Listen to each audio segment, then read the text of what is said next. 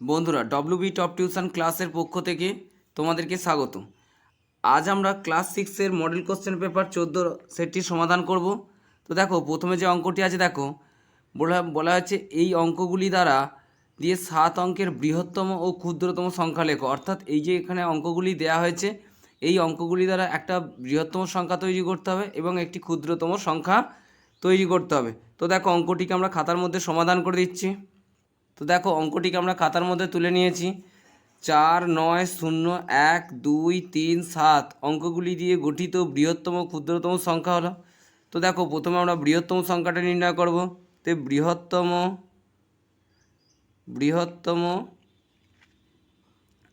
সংখ্যা হলো, দেখো বৃহত্তম সংখ্যা যখন নির্ণয় করে সবথেকে যে বড় সংখ্যা সেটা প্রথমে দেবে, তাহলে সবচেয়ে বড় সংখ্যা এখানের মধ্যে আছে 9।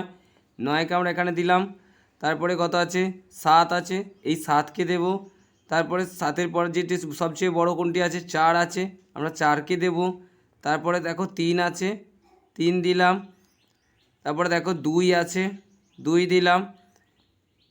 1 আর এই 0, এটি হলো 7 অঙ্কের বৃহত্তম সংখ্যা। তো পরে দেখো আমরা ক্ষুদ্রতম সংখ্যা কীভাবে করব। ক্ষুদ্রতম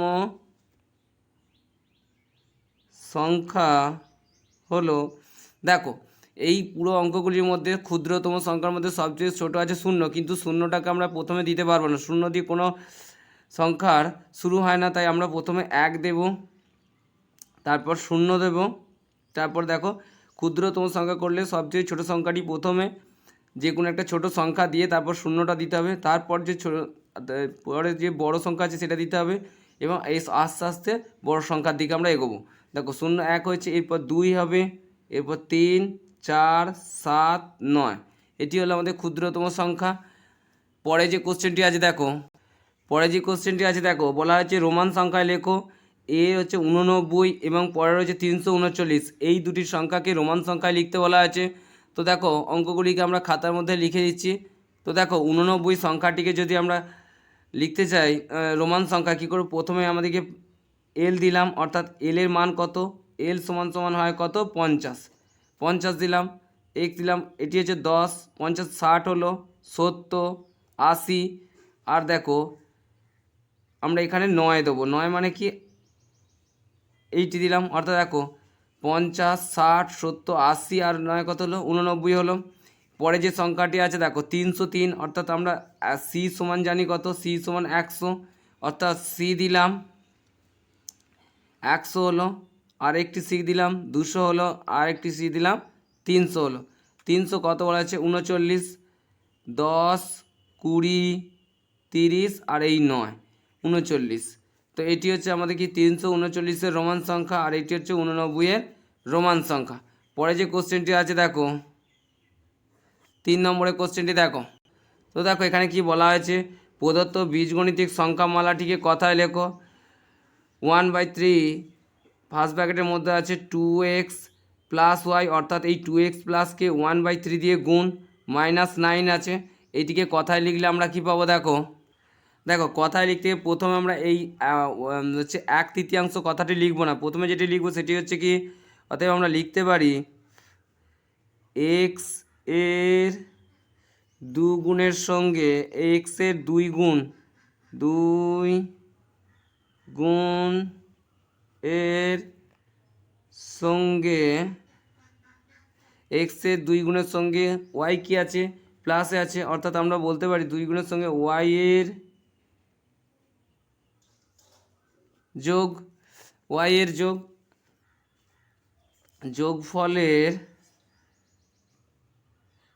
যোগফলের এই যে x এর 2 গুণের সঙ্গে y এর যোগফলের 1/3, অর্থাৎ এই পুরো সংখ্যাটিকে যোগফলটিকে করা হচ্ছে 1/3 দিয়ে গুণ করা হচ্ছে, ফলের 1/3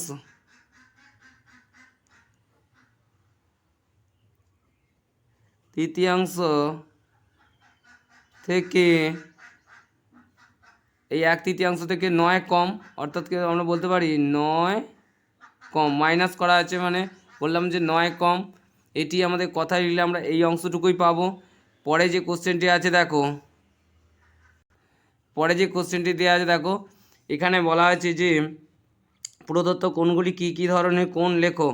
22.5 ডিগ্রি অর্থাৎ হচ্ছে, তারপর হচ্ছে 90 ডিগ্রি, 179 ডিগ্রি এবং হচ্ছে 91 ডিগ্রি। এই কোণগুলি কী কী কোণ সেগুলি আমাদেরকে লিখতে বলা হয়েছে। তো দেখো প্রথমে আমরা কি করব, অতএব বলতে পারি 22.5 ডিগ্রি এটি কী কোণ হবে। দেখো আমরা কি জানি, 0 থেকে বড় এবং 89 ডিগ্রি থেকে ছোট কোণকে কি বলা হয়, এর মাঝে যা কোণ পড়বে সব সূক্ষ্ম কোণ হবে। তাই দেখো 22.5টা এদের মাঝে আছে, আমরা বলতে পারি এটি কী কোণ, এটি বলতে পারি সূক্ষ্ম কোণ। পরে যেটি আছে দেখো, পরে ছিল 90 ডিগ্রি। দেখো 90 ডিগ্রি কোণকে আমরা কি বলি, 90 ডিগ্রি কোণকে বলা হয় সমকোণ। সমকোণ। পরে দেখো 179 ডিগ্রি, এই কোণটিকে কি বলা হবে।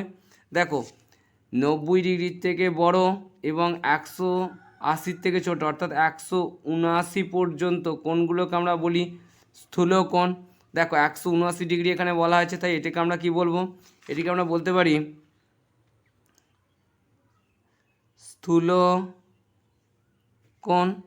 পরে দেখো আছে 91 ডিগ্রি অর্থাৎ 91 ডিগ্রি, এই কোণটি দেখো এটিও 90 ডিগ্রির থেকে বড় এবং 179 মধ্যেই পড়ছে, তাই এটিকেও আমরা কি বলবো স্থূল, এটিকেও আমরা স্থূলকোণ বলতে পারি। তো পরে যে কোশ্চেনটি আছে দেখো, তো দেখো পরে যে কোশ্চেনটি দিয়েছে বলছে 8 সেমি ব্যাস বিশিষ্ট বৃত্তাকার ক্ষেত্রে ব্যাসার্ধ কত হবে। তো দেখো এটিকে আমরা খাতার মধ্যে সমাধান করে দিচ্ছি। তো দেখো অঙ্কটিকে আমরা খাতার মধ্যে তুলে নিচ্ছি, 8 সেমি ব্যাস বিশিষ্ট বৃত্তাকার ক্ষেত্রে ব্যাসার্ধ কত হবে। তো দেখো আমরা অতএব আমরা বলতে পারি ব্যাস ব্যাস ব্যাস ভাজিতক 2 সমান সমান আমরা কি পাবো, ব্যাসার্ধ পাবো। ব্যাসকে যদি আমরা দুটি ভাগে ভাগ করি তাহলে ব্যাসার্ধ পাবো। ধরো এই একটি, সাপোজ এই ধরো একটি বৃত্ত, এর মাঝের অংশটি হলো ব্যাস, এইখানে হচ্ছে বৃত্তের কেন্দ্র থাকে, কেন্দ্র থেকে এই অংশটুকু হলো ব্যাসার্ধ, আর দুটি ব্যাসার্ধের সমষ্টি হচ্ছে ব্যাস। অতএব আমরা বলতে পারি কি, এই পুরো ব্যাসটাকে যদি দুভাগে ভাগ করি তাহলে আমরা কি পেয়ে যাব, এই ব্যাসার্ধ অংশটুকু পেয়ে যাব। তাহলে অতএব বলতে পারি এখানে, তো ব্যাস কত ছিল, 8 সেমি ছিল, 8 ভাজিতক 2 সমান সমান কত পাবো, 4 সেমি। তো দেখো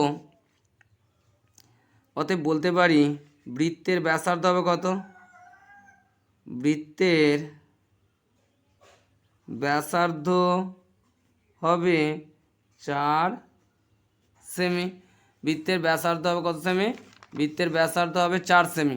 পরের কোশ্চেনটি দেখো, পরে যে কোশ্চেনটি দিয়েছে দেখো, প্রদত্ত সংখ্যাগুলির প্রদত্ত সংখ্যাগুলির সব থেকে কাছে 100 গুণিতকে পূর্ণ সংখ্যায় নিয়ে গিয়ে মান নির্ণয় করো। অর্থাৎ এই যে এখানে বিয়োগফলটি দেওয়া আছে, বিয়োগটি করতে হচ্ছে, এটিকে 100 গুণিতকে নিয়ে গিয়ে মানটা নির্ণয় করতে হবে। তো দেখো অঙ্কটিকে আমরা খাতার মধ্যে সমাধান করে দিচ্ছি।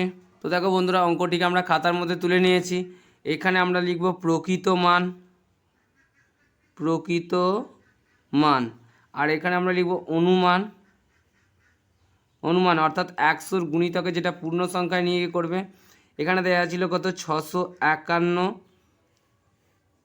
এর 100 গুণিতকে নিয়ে গিয়ে কত হবে। দেখো এখানে যদি 100 গুণিতক আমরা পাবো কত, 600 পাবো একটা, আর একটা 700 পাবো। তো দেখো এই মিডিল পয়েন্টে যদি 651 থাকে, কোনটাকে আমার কাছে হবে, এইখান থেকে যদি 700 যেতে আমার 49-এর প্রয়োজন হয়, এখান থেকে যদি 600কে যেতে হয় তাহলে আমাদের 51, তাহলে আমরা কোনটা কাছাকাছি হচ্ছে, এইটা হচ্ছে। তাই আমরা লিখবো, এখানে লিখবো 700, মাইনাস ছিল দিয়ে দিলাম। পরে দেখো 249 আমরা দিলাম। এখান থেকে দেখো 100 গুণিতক একটি পাবো 200 আর একটি পাবো 300। এখানে যদি আমরা 249কে দিই, এখানে 300 যেতে হলে আমার 51-র প্রয়োজন, আর 200-র কাছে আসতে হলে আমার 49। তাহলে কোনটি কাছে হবে, এই সংখ্যাটি অর্থাৎ 200 সংখ্যাটি কাছে হবে। এখানে আমরা 200 দিলাম মাইনাস। তো দেখো এখানে যদি মাইনাস করে কী পাবো, দেখো 0 হলো 0, এখান থেকে দেখো 7 আছে, 5 দিতে 7 হলো, আমরা 500 পেলাম।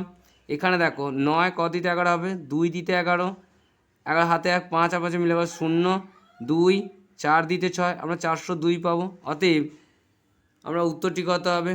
অতএব বলতে পারি 100 এর গুণিতকের পূর্ণ সংখ্যায় 100 গুণিতকের পূর্ণ সংখ্যায় নিয়ে গিয়ে মান পাই কত? 500। এটি আমাদের অ্যান্সার। তো পরে কোশ্চেনটি দেখো। তো দেখো পরে যে কোশ্চেনটি আছে দেখো, বলেছে মোহিনী তার মায়ের থেকে 20 বছরের ছোট। মোহিনী তার মায়ের থেকে 20 বছরের ছোট। মোহিনীর বর্তমান বয়স x বছর। 5 বছর পর তার বয়সের সমষ্টি কত? অর্থাৎ 5 বছর পর তাদের বয়সের সমষ্টি কত হবে সেটি নির্ণয় করতে বলা হয়েছে। তো দেখো অঙ্কটিকে আমরা খাতার মধ্যে সমাধান করে দিচ্ছি, তোমরা একটু মনোযোগ সহকারে দেখবে। তো দেখো এখানে কি বলা আছে, মোহিনীর বর্তমান বয়স হচ্ছে x বছর। 5 বছর পর মোহিনীর বয়স হবে কত? হলে 5 বছর পর মোহিনীর বয়স হবে, দেখো x প্লাস 5 বছর, অর্থাৎ যা বয়স থাকবে সেক্ষেত্রে তার আরও 5 কী হবে? প্লাস হবে, অর্থাৎ x প্লাস 5 বছর হবে মোহিনীর বয়স। 5 বছর পর মোহিনীর বয়স হবে x প্লাস 5 বছর। এরপর কী বলা আছে, মোহিনীর মা, এবার দেখো কী বলা আছে, মোহিনী তার মায়ের থেকে 20 বছরের ছোট। অর্থাৎ মোহিনীর মা মোহিনীর থেকে তাহলে 20 বছরের বড়। মোহিনী যদি তার মায়ের থেকে 20 বছরের ছোট হয়, এর অর্থ হচ্ছে কি মোহিনীর মা মোহিনীর থেকে 20 বছরের বড়। অতএব আমরা বলতে পারি কি মোহিনীর বয়স কত? মোহিনীর মায়ের বয়স হচ্ছে বর্তমানে কত? অতএব মোহিনীর মায়ের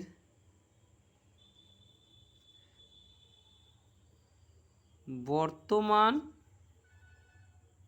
বয়স, মোহিনীর বয়স বর্তমানে x বছর বলা হয়েছে, তাহলে এর থেকে 20 বছর বেশি হবে। অর্থাৎ আমরা বলতে পারি কত? x প্লাস 20 বছর। এটা হচ্ছে মোহিনীর মায়ের বর্তমান বয়স, x প্লাস 20 বছর।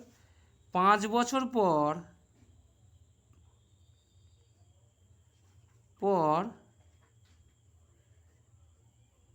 মোহিনীর মায়ের বয়স হবে কত? x প্লাস 20, এটা তো বর্তমান বয়স মোহিনীর মায়ের, তার সাথে আরও 5 বছর কী হবে? প্লাস হবে, এত বছর সমান দেখো x প্লাস 20 প্লাস 5 বছর।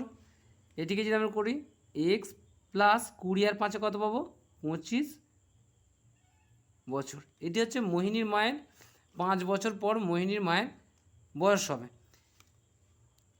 কিন্তু এখানে প্রশ্ন কি করা হয়েছে? প্রশ্ন বলা হয়েছে 5 বছর পর তাদের বয়সের সমষ্টি কত হবে, অর্থাৎ কি মোহিনী এবং তার মায়ের যে 5 বছর পর যে বয়সটা হবে তাদের সমষ্টি কত হবে। এখন আমরা এইটা করব। তো দেখো 5 বছর পর তাদের বয়সের সমষ্টি কত হবে। মোহিনীর বয়স 5 বছর পর হয়েছে কোনটা? মোহিনীর বয়স 5 বছর পর হয়েছে এইটি, আর মোহিনীর মায়ের 5 বছর পর বয়স হয়েছে কোনটি? এইটা। এই দুটোর কী হবে? সমষ্টি। অতএব বলতে পারি x প্লাস 5 প্লাস কত হবে? x plus 25। এটি হচ্ছে এই দুটির সমষ্টি কী হবে? মোহিনীর বয়স এবং মোহিনীর মায়ের বয়সের যোগফল হবে, এত বছর। এটিকে যদি একটু সমাধান করি, দেখো এখানে রয়েছে কত? x প্লাস 5 প্লাসে প্লাসে প্লাস এক্স প্লাসে প্লাসে প্লাস 25 বছর। তো দেখো এই এক্স আর এই এক্স মিলে কত হলো? 2x। ওই 5 আর 25 যোগ করে আমরা কত পাবো? 25 আর 5 30 বছর। অতএব বলতে পারি আমরা এত বছর। এটি হচ্ছে আমাদের অ্যান্সার। পরে কোশ্চেনটি দেখো। তো বন্ধুরা দেখো পরে যে কোশ্চেনটি দিয়েছে সরল করো, এই সরলটিকে আমাদেরকে নির্ণয় করতে বলা হয়েছে। তো দেখো অঙ্কটিকে আমরা খাতার মধ্যে তুলে নিয়েছি, অঙ্কটিকে সমাধান করে দিচ্ছি, তোমরা একটু মনোযোগ সহকারে দেখবে। তো দেখো অঙ্কটিকে আমরা খাতার মধ্যে তুলে নিয়েছি। এখন এই অঙ্কটিকে সমাধান করা, সরল করার সমাধান নিয়ম কি আছে, যে সবার প্রথমে আমাদের রেখা বন্ধনীর কাজ করতে হয়। তো দেখো আমরা রেখা বন্ধনীর কাজ করে আমরা এখানে সমান দিলাম। বাকি অঙ্ক আমরা শুধু এই রেখা বন্ধনীটুকুর কাজ করব, বাকি অঙ্কগুলো যেমন আছে তেমন আমরা দেখে দেখে লিখে দেবো। 4 গুণ, এটা থার্ড ব্র্যাকেট, 24, এই মাইনাস আমরা এখানে দিলাম, এই সেকেন্ড ব্র্যাকেট দিলাম, এটা ফার্স্ট ব্র্যাকেট দিলাম, 110 যেমন ছিল দিয়ে দিলাম, মাইনাস 11 আর 3 কত আছে, 11 আর 3 এখানে আছে, দেখো 3, দেখো এখানে প্লাসে আছে, 11 আর 3 যোগ করলে আমরা পাবো 14, তাই রেখা বন্ধনীটা উঠে গেল। এখানে গুণ দিলাম, এই 4 দিলাম, ফার্স্ট ব্র্যাকেট ক্লোজ করে দিলাম, ভাজিতক 9 যেমন ছিল বসে গেল, সেকেন্ড ব্র্যাকেট ছিল দিয়ে দিলাম, থার্ড ব্র্যাকেট দিলাম, ভাজিতক 2 এর কত দিলাম, 9 দিলাম। এবার দেখো পরে যেটি আছে, দেখো এখানে 4 দিলাম গুণ, এটা থার্ড ব্র্যাকেট দিলাম, 24 মাইনাস দিলাম, সেকেন্ড ব্র্যাকেট দিলাম। এবার দেখো আমাদের ফার্স্ট ব্র্যাকেটের মধ্যে যে কাজ আছে, সবার প্রথমে কোনো ভাগের কাজ করতে হয়, ভাগ যদি না থাকে গুণের কাজ, তো দেখো এখানে ভাগ নেই, তাহলে আমরা এই গুণের কাজটুকু করব। 110 এর ফার্স্ট ব্র্যাকেট দিলাম, 110 যেমন ছিল বসিয়ে দিলাম, মাইনাস দিয়ে দিলাম। 14কে 4 দিয়ে যদি গুণ করি কত হবে, 14কে 4 দিয়ে গুণ করলে হবে 56 বা 56। আমরা ফার্স্ট ব্র্যাকেট ক্লোজ করে দিলাম, ভাগ 9 দিলাম, এখানে দেখো সেকেন্ড ব্র্যাকেট ক্লোজ করে দিলাম, থার্ড ব্র্যাকেট দিয়ে দিলাম, ভাগ 2 এর 9 যেমন ছিল লিখে দিলাম। তো দেখো এবারও আমরা কি করব, এবারও দেখো প্রথম বন্ধনী কাজটা সম্পূর্ণ হয়নি, এইবার এই প্রথম বন্ধনী কাজটুকু সম্পূর্ণ করে তারপরে প্রথম বন্ধনী আমরা তুলে দেবো। বাকি অংশটা যেমন আছে লিখে দিলাম, ফার্স্ট থার্ড ব্র্যাকেট 24 মাইনাস এই সেকেন্ড ব্র্যাকেট এখানে দিলাম। এবার দেখো যখন দেখবে ফার্স্ট ব্র্যাকেটের দুটো সংখ্যার মধ্যে যোগ বিয়োগ গুণ ভাগ যাই থাকুক না কেন, সেটা হয়ে যাওয়ার পর যখন তারা একটা সংখ্যার চলে আসবে তখন সেই বন্ধনীটি উঠে যাবে। দেখো 110 থেকে যদি আমরা 56কে মাইনাস করি কত পাবো, 110 মাইনাস 56। তো দেখো 0কে 10 ধরলাম, 6 4 দিতে 10, হাতে 1, 6 5 দিতে 11, আর এটা 11 হাতে 1, 11কে মিলে 0, তাহলে এইদিকে এটা আমরা কত 54 পেলাম। এখন আমরা এইখানে কত 54 অর্থাৎ 54 দিলাম। দেখো এই দুটোর কাজ, দেখো এই দুটোকে বিয়োগ করার পর যেই 54 পেয়ে গেছি আমরা ফার্স্ট ব্র্যাকেট তুলে দিলাম। এবার কি আছে, ভাগ 9 আছে আমরা দিয়ে দিলাম, সেকেন্ড ব্র্যাকেট ক্লোজ করে দিলাম, এটা থার্ড ব্র্যাকেট দিলাম, ভাগ 2 এর কত হলো, 9 হলো। এরপর দেখো 4 গুণে যেমন ছিল দিয়ে দিলাম, 24 মাইনাস হলো, এইটা হচ্ছে সেকেন্ড ব্র্যাকেট। দেখো এখানে এক্ষেত্রে কী দিতে হবে, এখানে দেখো এই 54কে যদি আমরা 9 দিয়ে ভাগ করি কত পাবো, 6 9 54, অর্থাৎ 9কে আমরা 54কে ভাগ করলে 6 9 54 পাবো। এক্ষেত্রে দেখো এই সেকেন্ড ব্র্যাকেটটি আর থাকবে না, কারণ এই 54কে ভাগ করে আমরা 9 দিয়ে ভাগ করে 6 পেয়ে যাচ্ছি। এক্ষেত্রে এটি হয়ে যাবে কত, 6 দিয়ে 6 করে দিলাম। তো দেখো এইখানে সেকেন্ড ব্র্যাকেটটা থাকলো না, এখানে শুধু থাকবে থার্ড ব্র্যাকেট। এখানে ভাগ কত আছে, 2 আছে, আর এর আছে, আর 9 আমরা দিয়ে দিলাম। এবার দেখো থার্ড ব্র্যাকেটের কাজ করব আমরা, এই পুরো অংশ থেকে 6 পেলাম। এবার দেখো থার্ড ব্র্যাকেটের কাজটা করব, প্রথমে বন্ধনীর কাজ হয়, আমরা দেখো প্রথম বন্ধনীর কাজ প্রথমে করেছি, তারপর দ্বিতীয় বন্ধনীর কাজ করেছি, এবার তৃতীয় বন্ধনীর কাজ করব। তো দেখো তৃতীয় 4 যেমন গুণে ছিল বসিয়ে দিলাম, 24 থেকে যদি 6 বাদ দিই আমরা কত পাবো, 18 পাবো, তাই 18 দিয়ে দিলাম। দেখো এই দুটো থেকে বিয়োগ করে যেই একটা সংখ্যা পেয়ে গেলাম, বন্ধনী উঠে গেল। এবার ভাগ দিলাম 2 এর 9 যেমন ছিল বসিয়ে দিলাম। এবার দেখো যদি প্রথম বন্ধনী না থাকে তাহলে কার কাজ আগে করতে হয়, প্রথমে এর কাজ করতে হয়, এর মানে হচ্ছে গুণ, এর না থাকলে ভাগের কাজ, ভাগ না থাকলে গুণের কাজ, গুণ না থাকলে যোগের কাজ, যোগ না থাকলে বিয়োগের কাজ।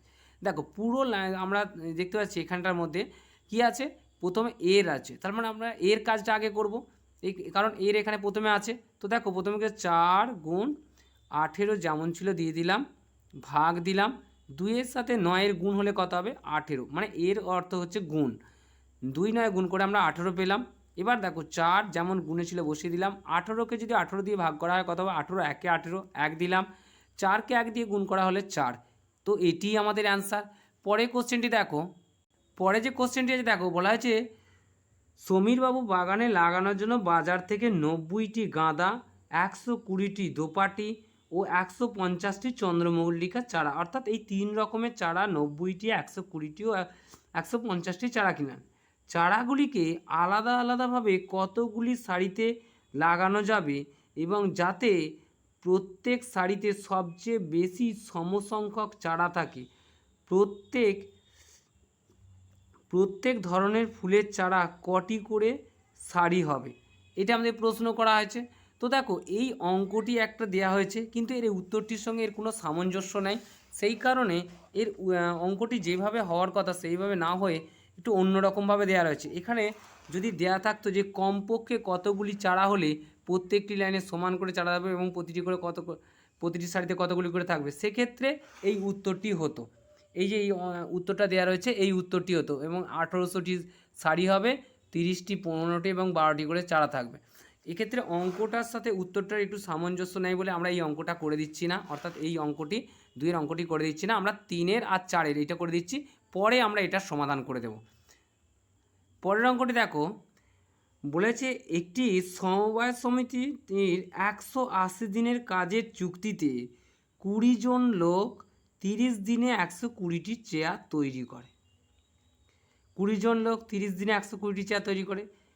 এইরূপ সম ধরনের কাজে 15 জন লোক 90টি চেয়ার করতে কত দিনে তৈরি করবে, এটি আমাদের প্রশ্ন করা আছে। 15 জন লোক 90টি চেয়ার, দেখো এখানে 180 দিনের যে কাজের চুক্তি, এটা তোমাদের অঙ্কের মধ্যে আসবে না।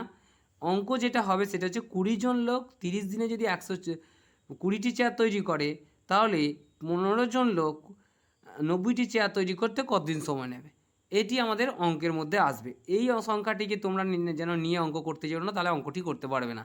তো দেখো অঙ্কটিকে আমি খাতার মধ্যে করে দিচ্ছি, তোমরা একটু মনোযোগ সহকারে দেখবে। তো দেখো অঙ্কটিকে আমরা খাতার মধ্যে তুলে নিয়েছি। এর সমস্যাটি হলো কি, জন সংখ্যা, চেয়ার সংখ্যা আর দিন সংখ্যা। 20 জন লোক 120টি চেয়ার তৈরি করছে 30 দিনে, 15 জন লোক 90টি চেয়ার তৈরি করবে কত দিনে, এটি আমাদেরকে প্রশ্ন করা হয়েছে।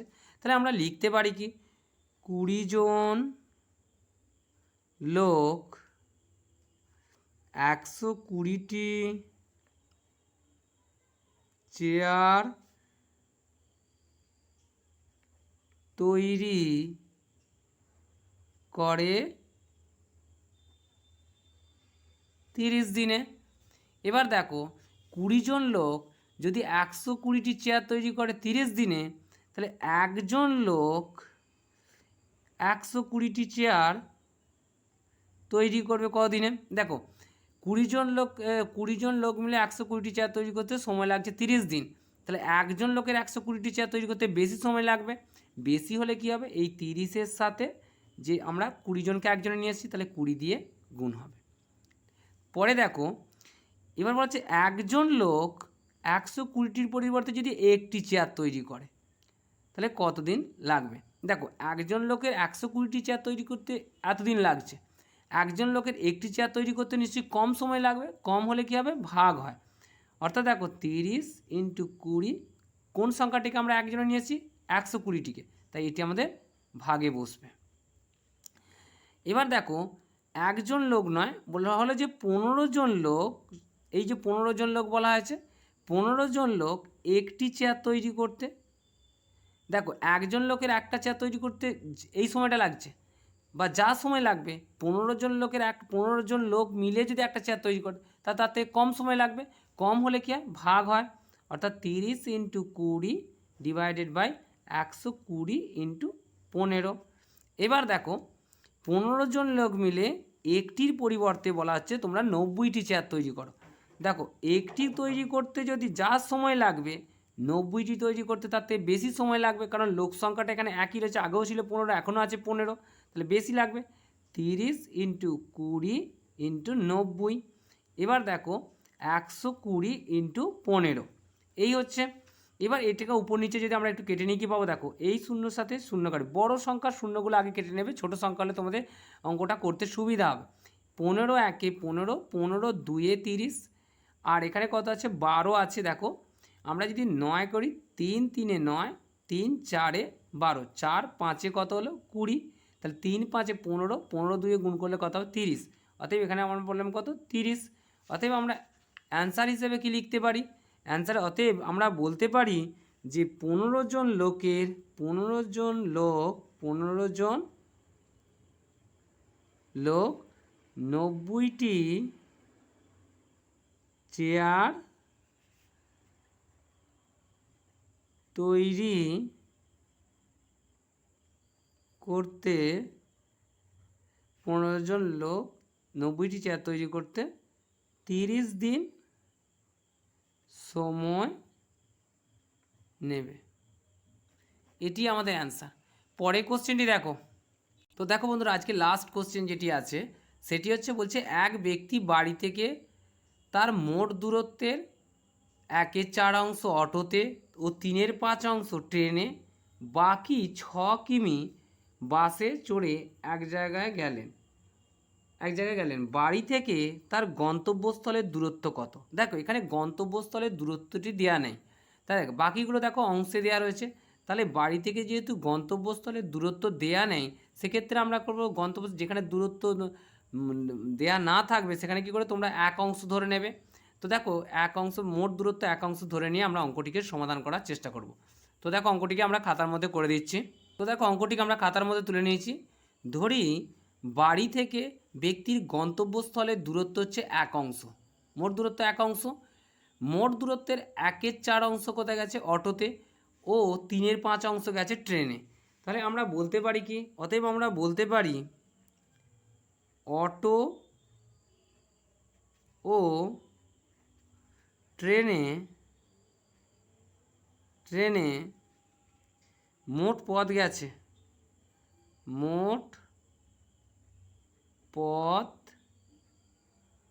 গেছে কত? দেখো 1/4 অংশ প্লাস 3/5 অংশ, এটাকে আমরা যোগ করব, মোট এত অংশ। 4 আর 5-এর লসাগু কত হয়? 4 আর 5-এর লসাগু হবে 20, আমরা এখানে 20 দিলাম। 20 হচ্ছে 4 আর 5-এর লসাগু। কারণ দুটো দেখো পরস্পর মৌলিক সংখ্যা, এদের গুণ করলে এদের লসাগু পেয়ে যায়, তাই পাশে আমরা লসাগুটা করছি না। উপরে 1 ছিল, 1 দিলাম। 4-এর সাথে কত গুণ করলে আমরা 20 পাবো? 5 গুণ করলে, তাই 5 এখানে দিলাম, প্লাস হলো 3 দিলাম। 5-এর সাথে কত গুণ করলে 20 পাবো? 4 পাবো। 4 গুণ করলে পাবো, 4 দিলাম। মোট এত অংশ হলো। এটিকে যদি আরেকটু সমাধান করি কি পাবো? দেখো 5 1-এ গুণ করলে আমরা 5 পাবো, প্লাস 3 4-এ কত পাবো? 12। এইটা আমরা দিলাম 20, এত অংশ। এবার দেখো 12 আর 5 যোগ করলে আমরা কত পাবো? 17 পাবো। 17, 20 অংশ। অর্থাৎ কি আমরা এখান থেকে কী পেলাম? যে অটো ও ট্রেনে মিলে মোট 17-20 অংশ তিনি পথ গেছেন। এবার বলছে দেখো বাকি যে অংশটি গেছে বাসে চড়ে গেছে সেটি হচ্ছে 6 কিমি। অতএব তাহলে অবশিষ্ট পথ কত অংশ তিনি বাসে গেছেন সেটা আমরা নির্ণয় করব। অতএব আমরা বলতে পারি যে বাসে গেছে কত অংশ সেটা আগে অংশে বের করে নিই। অতএব আমরা বলতে পারি বাসে গেছে কত? দেখো বাসে গেছে মোট পথ ছিল 1 অংশ, তার থেকে আমরা মাইনাস করব কত? 17/20, এত অংশ বাসে গেছে। এটিকে যদি আমরা করে নিই, দেখো 1-এর নিচে কিছু নেই, মানে 1 আছে, 1 আর 20 লসাগু করলে 20 হয়। এটা লসাগু করলে এই ধরনের ভগ্নাংশের যোগ বিয়োগগুলো তোমাদের সমস্যা হবে। একটা সহজ উপায় হচ্ছে এরকম যদি কোনো ভগ্নাংশ থাকে যে এর নিচে কোনো হরলব না থাকে, সেক্ষেত্রে তোমরা পরবর্তী যে হরটা, এই যে যেমন এই পরের সংখ্যা হর 20 রয়েছে, এই 20 দিয়ে 1-কে গুণ করে দেবে। তাহলে 20 1-এ কত পেলাম? 20, আর -17 যেমন ছিল বসিয়ে দিলাম, আর এই 20টাই এখানে লসাগু 20 হয়ে যাবে। বোঝা গেল? এবার দেখো এটা এত অংশ করলাম। তো দেখো 20 থেকে যদি আমরা 17কে বাদ দিই কত পাবো? 3 পাবো। 3/20 অংশ, অর্থাৎ বাসে গেছে কত? 3/20 অংশ। সেই 3/20 অংশ পথটি কত বলা হয়েছে দেখো বইয়েতে, আমরা ওখানে কত পেয়েছি? 3/20 অংশ।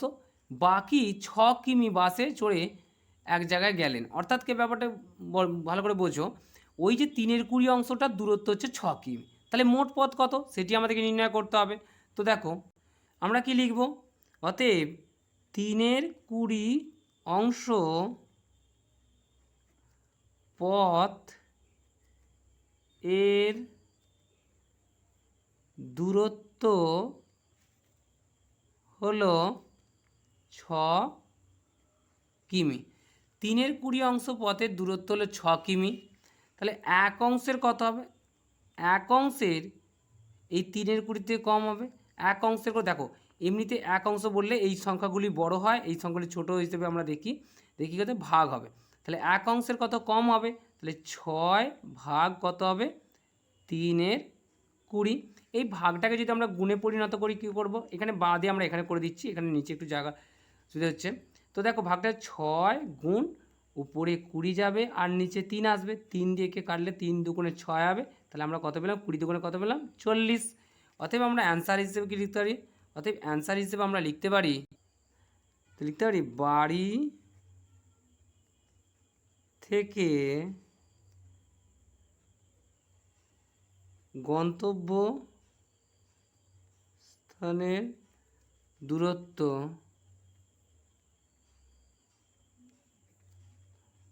40 কিমি।